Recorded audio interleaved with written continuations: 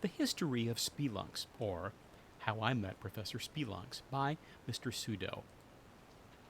There is a town nestled in a quiet corner of the Yoyan Mountains on Yoyan Isle. It is a colorful town and a happy town. It is the town where I was born. The streets are paved with cobblestones and every building is painted a different color. Pine trees tower above the rooftops, and the delicate smell of pine wafts through the quiet streets. The king of this town was getting very, very old, and he decided that he must appoint a successor to his throne, for he had no children. When I was still young, the king and his council announced the Great Games, the contest to choose the next king or queen of the town. Naturally, there was much excitement in our little town during the weeks prior to the Great Games. Preparations were being made. People were practicing the events. A great feast was being prepared. The streets were alive with talk and activity. The taverns were filled with old men bragging about their daughters and sons. Blue and yellow banners were hung across the sky, announcing the coming of the games. Maids and servants gossiped in the back rooms of the castle, and as the great games came closer and closer, the city's inns began to overflow with business and joviality. Our little town was quickly growing into a metropolis. Where was I during all this? For the most part, I was working hard in the local smithy. I was apprenticed to the town blacksmith. When all the excitement went on around me, I busily forged the tools, decorations, horseshoes, javelins, armor, and equipment that would be used in the games. And since I was too young to participate in the games, it was my duty to help the master smith. But even the master smith was too caught up in the excitement to get much work done. I found myself alone in the smithy many afternoons while the master smith relaxed and gossiped in the local taverns. It was on one of those busy afternoons that something odd happened. I was busily hammering and shaping a helmet. The room glowed red with the fire from the kiln. Sweat poured from my skin as echoes of metal beating on metal bounced from wall to wall. The mouth of the kiln was stretched wide like the jaws of a dragon, and suddenly white sunlight flew into the room. I turned, and there, framed in a shroud of white light, was the silhouette of an enormous figure. I lost a breath and paused before I responded to this dramatic entry. "I'm sorry, sir. You startled me. How can I help you?" Without saying a word, the strange figure took a quick step inside and closed the door behind him. This startled me even more, and I stepped backwards, knocking over a bucket of water. "You are very young to be a blacksmith," he said abruptly as he strode toward me. In the dim light, I could see him more clearly. He wore a black robe that reached from his neck to the ankles of his black boots. A fanciful hat was perched on his head, and his face was covered with a black mask. "Who are you?" I asked with a shaking voice. "I go by many names, but you may call me Count Alexander," he answered with a voice of iron as his eyes flashed through his mask. "Now that I have answered your question, you can answer mine. Are you the master smith?" "No, Your Excellency. I'm only his apprentice. My name is Pseudo. I'm sorry, but the master smith is currently—" "Never mind about the master smith. It is you I am looking for.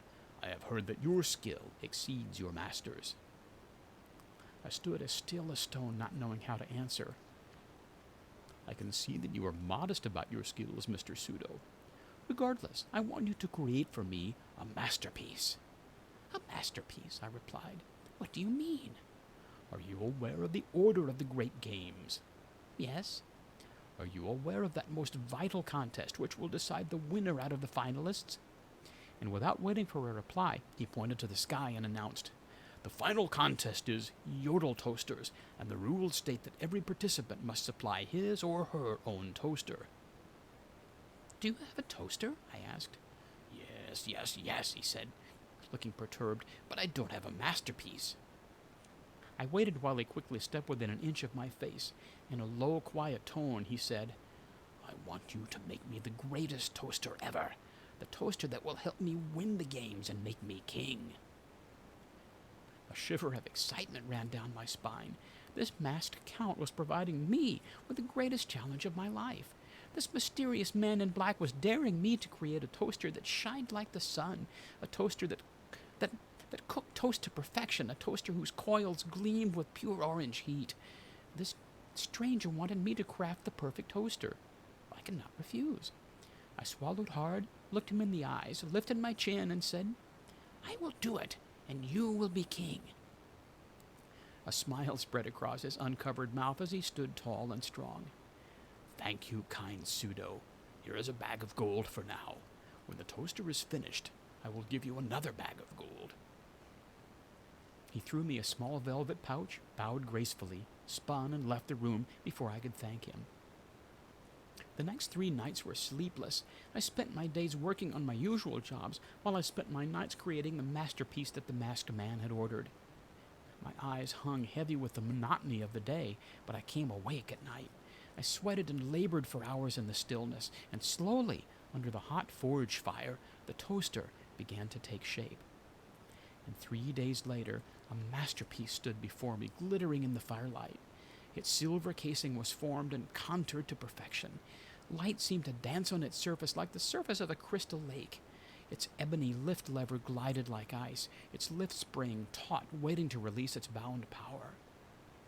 The fire behind me began to die as I slumped lower and lower into my chair, admiring my creation as I fell into sleep. And soon I was dreaming of toasters. I dreamed that my toaster was in front of hundreds of smaller toasters, and they were all cheering and applauding my toaster. And my toaster walked to the front of the castle and sat on the king's throne. A smaller toaster approached my toaster and placed a crown upon his head. The crowd cheered again, and I fell deeper and deeper into sleep. "Mr. Pseudo!" "What?" I cried as I jumped out of my chair, waking suddenly. There in front of me stood the masked Count Alexander. It was still night, and tiny stars peeked through the cracked door. The furnace had died down to a more reddening shimmer. "I see that you have finished my toaster." He took a fresh piece of bread from beneath his cloak and dropped it into the machine. I waited with bated breath. A moment later, the toast jumped high into the air. He caught it and took a bite. "Perfect," he whispered, and I sighed with relief. "Except," he continued, "I am left-handed, and this is a right-handed toaster." For a moment, a flash of fear pulsed through my veins, and then I suddenly thought of an old blacksmith's maxim: "If you can't fix it, feature it." "No, Your Excellency," I replied. "This toaster is right-handed and left-handed." As I said this, I picked up the toaster and turned it the other direction. "Very clever, Mr. Pseudo. I see why they call you a master of the craft." He paused and picked the toaster up, as if to examine it more closely. He looked startled and said, "Well, this toaster is heavy. Why, it must weigh 15 pounds. "You are right, Your Excellency," I answered with a slight bow of my head. "But you will find that this toaster is more powerful than any toaster that exists on this planet. An active matrix heating element expresses a more controlled heat, which will cause your toast to cook faster. In addition, the use of a lead-acid battery, instead of the conventional nickel-cadmium, in association with the intelligent power management operations, will give you much longer and more consistent battery life." "Very good, Mr. Pseudo, very good. Now, here is the rest of the money I promised you," he said, as he handed me another velvet bag. I bowed again, and when I looked up, both the toaster and the masked man were gone, and a chill wind whistled through the half-closed door of the smithy. The great games were a week away, and I worked hard in the smithy at all the odd jobs while the preparations went on around me. I never saw the masked count, and sometimes I began to wonder if it was all just a dream. The week passed slowly, and each day I grew more excited, thinking of the games and thinking of Count Alexander. When the feast day arrived, I could hardly suppress my excitement. The bells of the church rang loudly in the morning, and everyone gathered in the town square and surrounding streets for the opening feast. Tables were set in every place where there was a bit of room, and in some places where there was no room, and every table was a different color. People were everywhere, even on the rooftops. Men and women were dressed in the finest and brightest clothes. Children scampered and laughed. Banners and colored string fluttered from every building, and jest rose from the town as a chorus. The smell of food was delicious. Roasts and hams and honey cakes and pies. Sweet milk and turkey and cheeses from every capital. Apple cider and bacons and waffles and hot maple candies and everything else that you consider wonderful and delicious. It was all there. The smell spread into every corner of every room of every house, and no one could stay away. But someone did stay away. the mysterious Count Alexander. I looked for him all morning, but he was nowhere to be found, and I began to fear that he was just an illusion, or maybe he had changed his costume so I did not know who he was. So I looked for someone who was tall, but there was no one as tall as the Count. Surely he would come to the feast, I thought, but I saw no one like Count Alexander. So I ate and enjoyed myself, but always with one eye searching for the Count. The feast ended in the afternoon, and it was the time for the calling of the contestants. The king stood on a stage in the corner of the square with his arms around the shoulders of two assistants. His long white beard nearly touched the ground. He turned to the assistant on his right and mumbled something into his ear. The man held the king's right hand high in the air, and the crowd settled down into silence. The king whispered something else into the man's ear, and the man nodded his head and said to the audience, "His Royal Highness wishes to have the contestants of the great games called forward." There was a general murmuring in the crowd as the king was helped back down in his chair. A large man in blue, holding a very long list, walked forward. He put on a pair of tiny spectacles, and the crowd was quiet. "Aaron!" he yelled. And then, "Abbott! Abdul! Abibi! Abel! Abelard! Abigail! Abner! Abraham!" And one by one, men and women began to come to the front of the square.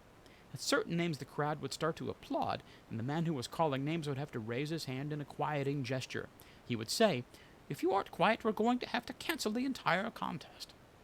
Everyone knew this wasn't true, but they tried to obey him nonetheless. "Adler, Adriana, Agatha, Ahmed." A shiver ran down my spine as I realized that the name Alexander would be called soon. I shifted to the edge of my seat. "Aiken, Eileen, Alan." A lump rose to my throat. "Alburn, Alberta, Alcott." I held my breath. "Aldwin, Alec, Alesia." My heart froze. "Alfred."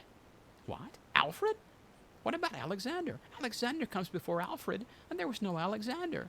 And then suddenly I remembered that he called himself Count Alexander. I waded through the seas just as anxiously, but I was disappointed. Eventually the entire list was read, and a crowd of hundreds stood before us. The king grinned, and the man with the glasses drank a big glass of water, rubbed his throat, and sat down. There was no Count Alexander. I slouched in my chair, disheartened and disappointed. All of my work on the masterpiece was in vain, a toaster that would never see the competition. This false count had made a fool of me and my craftsmanship. I put my face into my hands and blocked out the spectacle around me. I had never been so disappointed. I began to cry, and I hid my tears with my hands. And suddenly, amidst my self-pity, I noticed something very peculiar. The crowd was gasping. At first I thought something had happened to the king. I looked up at him. His eyes were wide, his mouth had dropped open, and his hands were clenched around the arms of his chair as he stared toward the sky. I glanced to the man who wore the small glasses, and he also looked toward the sky. "What is that thing?" I heard someone beside me ask anxiously. He pointed to the sky with a rigid arm. In fact, all around me, men and women, boys and girls, dogs and cats, all looked to the sky with supreme curiosity. I took all this in instantly and stared toward the sky with the rest of them. High above the trees drifted a gigantic red and yellow ball. Every moment it seemed to become larger and larger, and it was slowly descending down towards us. Soon everyone stared in silence as the thing moved toward the city square. As it came closer, it was obvious that the ball was a huge balloon with a basket attached. A man dressed in black stood in that basket. Before the balloon touched the ground, this man jumped out of the basket and landed on the ground beside the group of contestants. It was Count Alexander. He jumped onto the platform where the king sat, and as he did, the balloon went soaring back into the air. The crowd gasped again. The king sat still with a wary look in his old gray eyes. The count looked majestic, and I smiled as he bowed low before the king. Suddenly the king seemed a little more comfortable. "I offer you a gift, your royal highness," said the count with a voice that boomed. The king nodded his head slightly, and the count held out a copper case. One of the king's assistants brought the strange gift to the king. "It is a lizard, your highness, a reptile from a land across the ocean." The king showed his approval with a friendly nod, but the crowd released a corporate, "Ah," and the man beside me said, "The strange masked man has been across the ocean?" With this, the count turned toward the man in the glasses and said, "I would like to enter the contest." The crowd exclaimed, and the king looked surprised. With a slight confusion, the man with the glasses turned toward the king as if to ask a question. The king creased his forehead and gave a quick, approving nod. "Very well," said the man with the glasses as he turned toward the count. He nervously picked a pen out of his shirt pocket and looked down to the list. "What is your name, sir?" The crowd was as still as a quiet night. The count slowly turned and faced them. As before, he was completely dressed in black, and his eyes sparkled through two small holes in his black mask. "My name," he said, "is Count Alexander." After such long preparations, the great game seemed to pass quickly. Needless to say, Count Alexander surpassed everyone, and by the end of the week, Count Alexander and Phoebe Fay were in the lead. Count Alexander was leading by a comfortable 10 points. The only way he could lose the contest was if he somehow failed the last game, Yodel Toasters. The day came, and the entire town moved out to the Yodel Cliffs to watch the finalists play the last contest. The object of Yodel Toasters was to drop a piece of bread from the top of the cliff down into the toaster at the bottom of the cliff. The toaster at the bottom of the cliff was controlled via remote control by the contestant. In this way, a contestant would be able to move the toaster back and forth to catch the bread, and when the toast shot back up, the contestant would try to catch the toast and eat it before the other player caught and ate his toast. So many people were crowded around the bottom of the cliff that I couldn't see the contest, so I decided, perhaps unwisely, to find a higher place to watch the contest.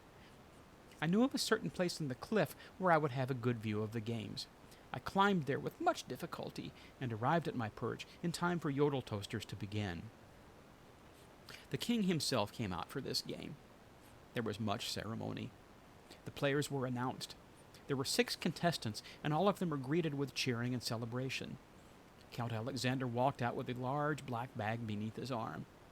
The official toastmaster asked to see the toasters, and from my position on the cliff I could hear and see the awed silence of the townspeople as the count unveiled his toaster from the black bag. When the inspection was completed, the man with the small glasses yelled in a loud voice, "Let the final great game begin!" Cheers and cheers. The final games continued all day, and Count Alexander was remarkable. The toaster flashed like lightning. He was undefeated in every round of the contest. Finally came the last round, and only Phoebe Fay and Count Alexander were left to contend. But even if Count Alexander were to lose this round, he was still ahead by 50 points. As a matter of fact, the only way that Count Alexander could lose was if he missed the toast altogether, which only the worst players do. He was virtually the winner and the new king of our town. I stood up on the ledge where I'd been sitting and began to cheer. "Hurrah!" I said. "Hurrah for Count Alexander! 3 cheers for Count Alexander!"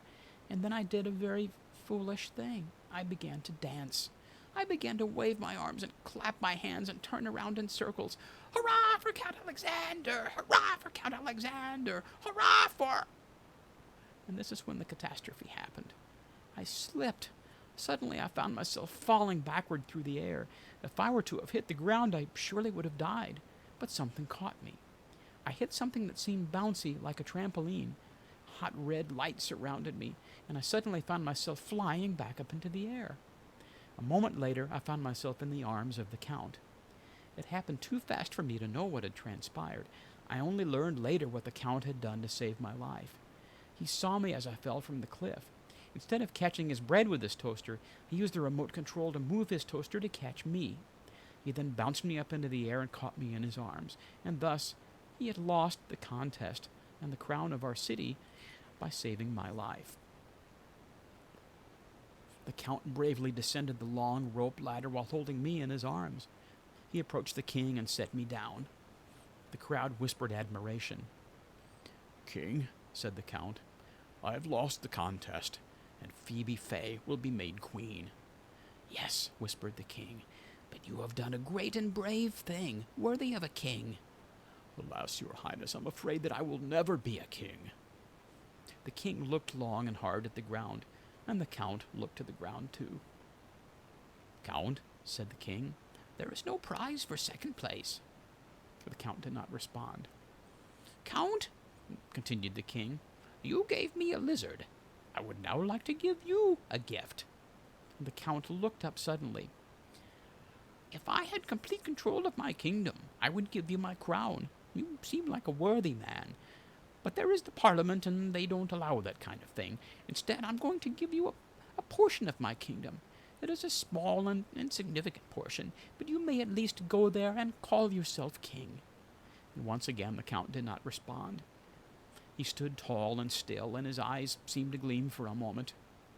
There is a place in the midst of the Yoyan Mountains, said the king, where no one lives, and in the midst of this place is a cave.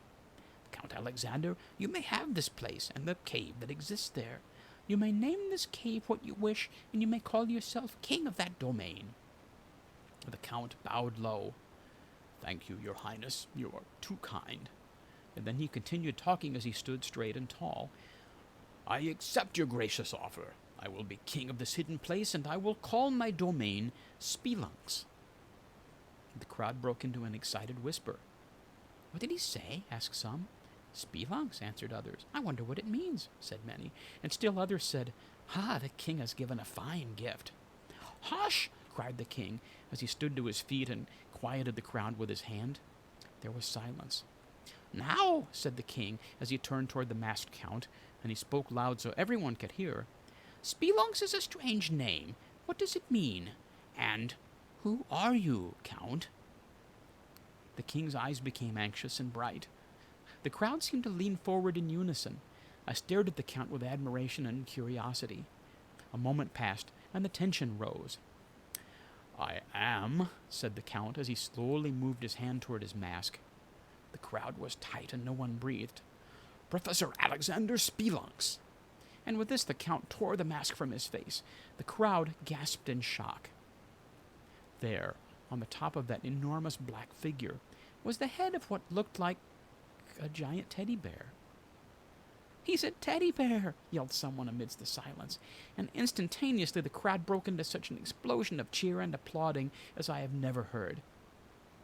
And when I looked up into the eyes of Alexander Spelunx, I was surprised to see him struggling with a sort of shyness. He looked down at me and smiled, bowed slightly toward the king, and romped almost clumsily away from the crowd and into the nearby woods, but not before picking up his toaster. Suddenly a thought came into my mind. I scampered off the king's platform and went running into the woods after the bear. It was not much trouble to catch him, and when I did, he greeted me happily. Count Spelunx, I said. Catch your breath, my friend. You saved my life, Mr. Spelunx. I owe you my life in return. Nonsense, he said, with a reassuring and very bear-like laugh. I hesitated and sat down on a nearby log. He adjusted a pair of gold spectacles that rested upon his nose and lit a small black pipe.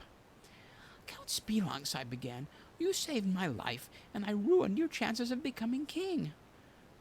It was nothing. Don't think about it, he said, with a wave of his hand. He blew a ring of smoke into the trees above us. But I can't help but think about it, and I feel terrible. You must let me repay you. Let me come live with you in your domain. I will be your servant. Oh, nonsense, he said again. I do not need a servant.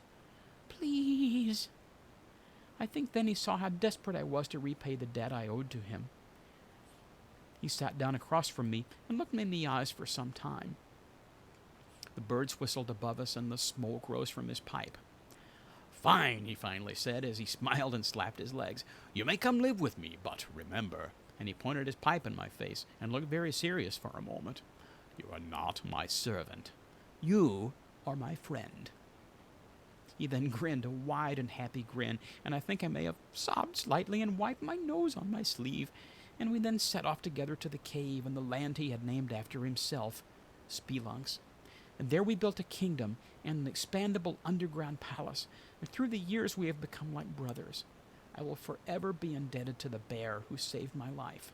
3 cheers for Professor Alexander Spelunx. The end.